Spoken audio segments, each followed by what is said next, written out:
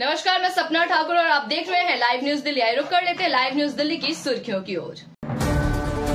मौसम विभाग ने दिल्ली में 26 फरवरी से हल्की बारिश की भविष्यवाणी। आज आसमान में बादल छाए रहेंगे और ठंडी हवाएं चलने की संभावना है। बारिश से ठंड वापस आने की संभावना दिख रही है। दिल्ली के मायापुरी इलाके में एक फैक्ट्री में अचानक आग लगी। दमकल की 9 गाड़ियां मौके पर भेजी गई। खबर लिखे जाने तक किसी के हताहत होने की कोई खबर सामने नहीं आई। एम्स के डॉक्टरों ने एक 17 वर्षीय लड़के के पेट से लटक रहे 2 अतिरिक्त निचले अंगों की सर्जरी करके उन्हें सफलतापूर्वक निकाल दिया। चिकित्सकों ने दावा किया कि ये प्रक्रिया इस प्रमुख अस्पताल में पहली बार की गई। उन्होंने बताया कि इस स्थिति को इनकम्प्लीट पैरासिटिक ट्विन कहा जाता है। दिल्ली ट्रैफिक पुलिस ने क्षेत्र के लोगों के लिए जरूरी सूचना की जारी। ट्रैफिक पुलिस ने बताया कि विकासपुरी से रोहिणी कैरीवेज पर आए भरा पास रोड निर्माण कार्य चल रहा है। इस निर्माण कार्य को ध्यान में रखते हुए 25 दिनों के लिए ट्रैफिक डायवर्जन रहने वाला है। तिहाड़ जेल के पूर्व पीआरओ सुनील कुमार गुप्ता ने अपने कार्यकाल को याद करते हुए कुछ आरोप लगाए जिसमें हड़कंप मचा दिया। उन्होंने आरोप लगाया कि जब दिवंगत बिजनेसमैन सुब्रत रॉय सहारा कैदी थे तो उन्हें जेल प्रशासन द्वारा विशेष सहायता प्रदान की गई थी। उन्होंने ये भी आरोप लगाया कि जब उन्होंने तत्कालीन सीएम अरविंद केजरीवाल से संपर्क किया तो उन्होंने कोई कार्रवाई नहीं की।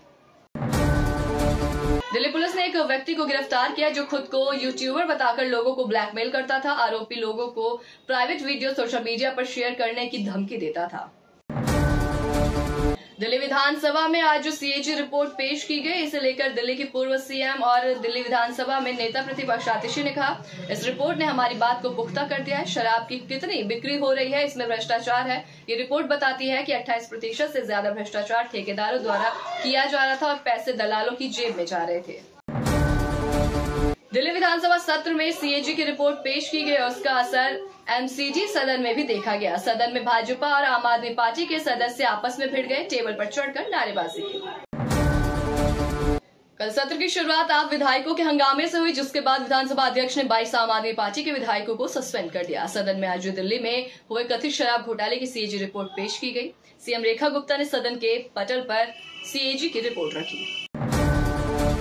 दिल्ली विधानसभा में नियंत्रक एवं महालेखा परीक्षक की रिपोर्ट पेश कर दी गई। सीएजी रिपोर्ट पेश किए जाने से पहले विधानसभा से आम आदमी पार्टी के सभी 22 विधायकों को दिन भर के लिए सस्पेंड कर दिया गया। तो वहीं विधानसभा में सीएजी रिपोर्ट पेश होने से पहले डिप्टी सीएम प्रवेश वर्मा ने पूर्व की आप सरकार में शामिल मंत्रियों की कड़ी चेतावनी भी दी।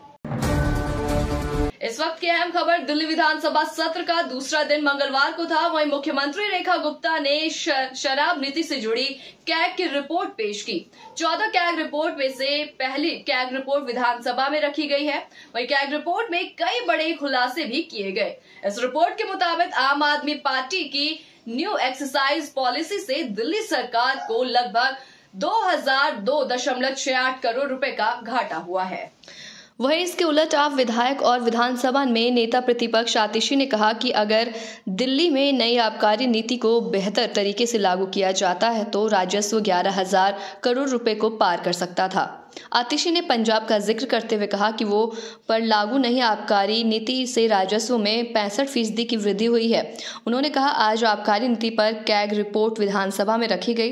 इस रिपोर्ट के 8 चैप्टर में से 7 चैप्टर 2017 से 2021 के दौरान पुरानी आबकारी नीति की रिपोर्ट है और 1 चैप्टर नई आबकारी नीति पर है। आप सरकार ने पुरानी आबकारी नीति में हो रहे करप्शन को बार बार उजागर किया।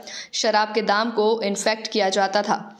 बार बार हमने बताया कि पुरानी नीति में भ्रष्टाचार की वजह से लगातार हरियाणा और यूपी से शराब स्मगल होकर दिल्ली आती रही।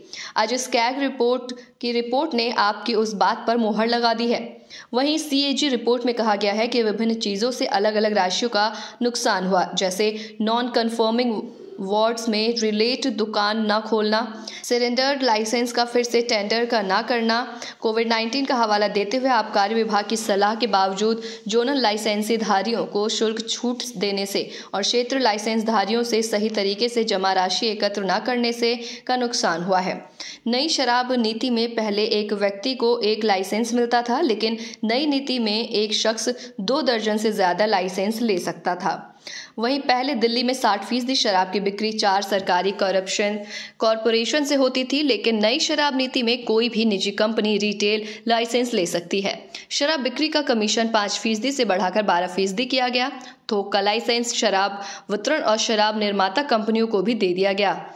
नीति में कोई भी निजी कंपनी रिटेल लाइसेंस ले सकती है। कैग रिपोर्ट में लाइसेंस उल्लंघन की बात सामने आई।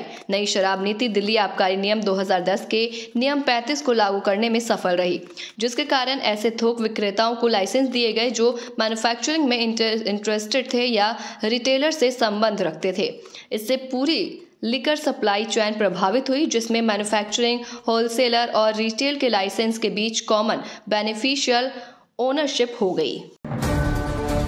बिहार के मोतिहारी में एक सरकारी स्कूल की शिक्षिका और हेडमास्टर के बीच तीखी नोकझोंक का वीडियो तेजी से वायरल हो रहा है।